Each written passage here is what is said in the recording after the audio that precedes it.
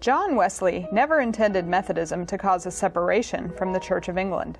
He believed he was leading a reform and revival movement within the church. But after the American Revolution, Wesley recognized there had been a permanent rupture between American Methodists and the Church of England.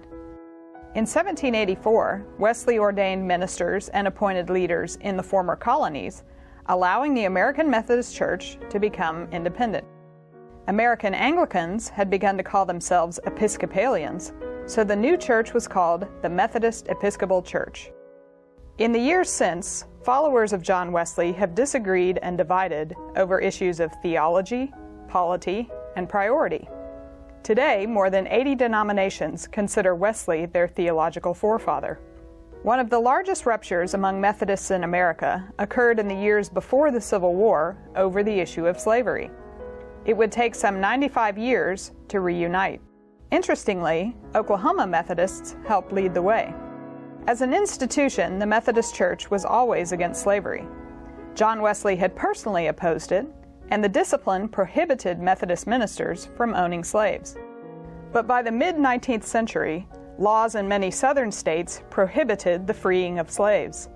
Questions arose about how to handle ministers who came into possession of slaves through inheritance or marriage, but by law couldn't free them. In 1844, American Methodists agreed to disagree and adopted a plan of separation, whereby 15 Southern conferences broke off to form the Methodist Episcopal Church South, some 15 years before the first shots were fired at Fort Sumter. Oklahoma was still Indian Territory then, and Methodist missionary efforts among the tribes were largely sponsored by the Tennessee, Mississippi, and Arkansas conferences, all of which separated to form the Methodist Episcopal Church South. The Conference of Methodist Churches in Oklahoma, known as the Indian Mission Conference, naturally followed. Thus, for several decades, the Methodist influence in Indian Territory was largely Southern Methodist.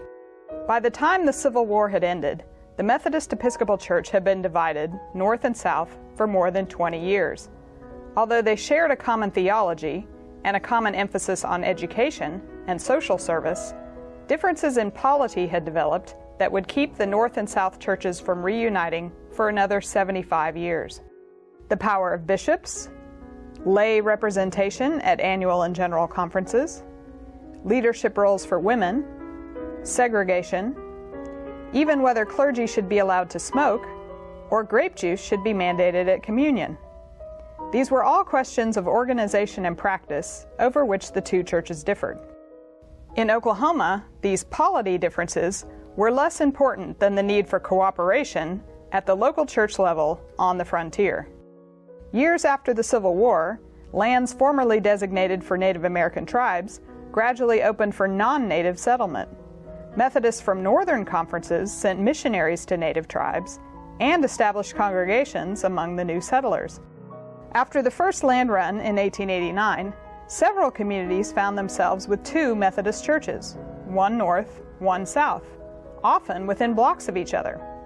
In Norman, both churches were holding services within weeks of the run, and both had built buildings within a year.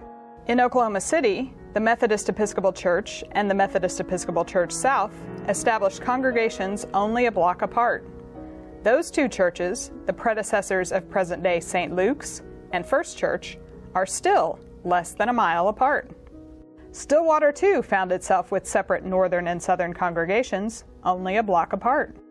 Nationally, although still divided, the two Methodist General Conferences began to cooperate more in the early 20th century. They coordinated funding of foreign missionaries and the efforts of their publishing houses. Their members also cooperated on the temperance movement, fighting the corrupting influences of alcohol and gambling. Locally, Oklahoma Methodists began to cooperate in significant ways. In 1901, members of the North and South annual conferences in Oklahoma gathered with a special goal in mind: to found a Methodist university. Opened in 1904 as Epworth University, the school now known as Oklahoma City University was originally built, equipped, owned, and operated by both Oklahoma Methodist conferences, North and South. In dozens of smaller and more rural communities, cooperation and coordination became even more intimate. Some churches combine special services, like Easter sunrise services or Wednesday evening prayer meetings. Some coordinated local social service efforts and youth activities. Some merged in point of fact by asking one or the other annual conference not to assign them a minister, so the community would only have one. And some literally merged, combining in a single building with clergy sharing responsibilities.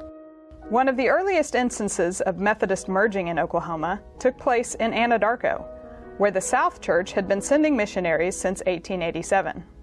By the turn of the century, the North Church also had a congregation on the same block of First Street. After 1917, no more ministers were assigned to Anadarko's Methodist Episcopal Church South, and the congregation joined the Methodist Episcopal Church in its new building at 2nd and Oklahoma. Out in the Panhandle, St. Paul's Methodist in Boise City was organized in 1908 as a Methodist Episcopal Church South, but reorganized as a North Church in 1920, welcoming all. The frontier town of Weatherford had a Southern Methodist congregation dating back to 1898, and a Northern congregation was organized in 1904. Merger talks between the two began in 1923, and by 1925, the congregations had received permission from both bishops to merge into the existing building of the Northern congregation, giving Weatherford a single Methodist Episcopal Church. As the formal division between Northern and Southern congregations in Oklahoma began to erode, Oklahomans began to advocate for a national reunification between the Methodist Episcopal Church and the Methodist Episcopal Church South. Bishop E.E. Haas of Muskogee was an original member of the Joint Commission on Federation, organized from representatives of both conferences in 1910. Bishop Haas was also one of 5 Southern bishops appointed to serve on the subsequent Joint Commission on Unification in 1916. This commission hashed out the reorganization plan and compromises that would eventually become the basis for reunifying the North and South churches. In 1925, Oklahoma was one of only 9 annual conferences that voted for an early proposed unification plan. Finally, in 1939, a National Methodist Uniting Conference was held in Kansas City. The Methodist Episcopal Church, the Methodist Episcopal Church South, and an earlier offshoot, the Methodist Protestant Church, officially merged to become simply the Methodist Church. For Oklahoma Methodists, the act was largely a formality. Whether for reasons of fraternity, solidarity, or practicality, Oklahoma Methodists had chosen to focus on their similarities rather than their differences many years before. The grassroots efforts in Oklahoma helped demonstrate to American Methodists, North and South, that beyond talk, unification could become a reality.